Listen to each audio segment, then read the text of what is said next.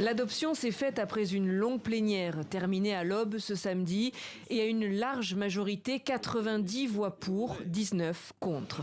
Les mandats du président, des députés et des maires passent à 7 ans, mais la limite du nombre de mandats présidentiels, elle, ne bouge pas, 2 mandats maximum. Autre nouveauté, la création d'un Sénat composé d'au moins 25 parlementaires, certains désignés par le chef de l'État et d'autres membres de droit, comme par exemple les anciens présidents.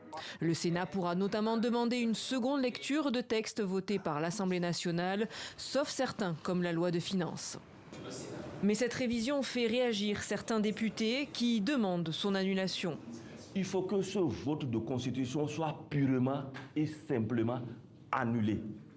Parce que ça ne répond à rien. Il y a eu des amendements, d'accord, qui ont conduit au changement du mandat de 5 ans à 7 ans. Pour les présidentielles d'abord, ensuite pour les législatives et pour les municipales et les communales.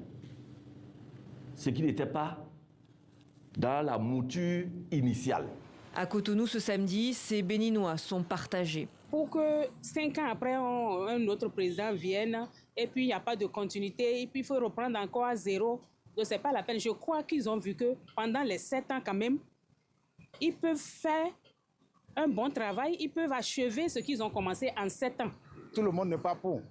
Parce que les gens faisaient 5 ans et maintenant quittent 5 ans et se retrouvent à 7 ans. Et quelles sont les réserves pour la génération? Parce que ce sont les anciens qui seront encore reconduits et les nouveaux, les jeunes qui cherchent des places aussi au niveau de l'Assemblée. Ils se posent beaucoup de questions. Le texte doit désormais être présenté à la Cour constitutionnelle qui statuera sur sa conformité légale avant d'être effectivement promulgué par le chef de l'État. Les nouvelles dispositions s'appliqueront aux prochains élus des élections de 2026.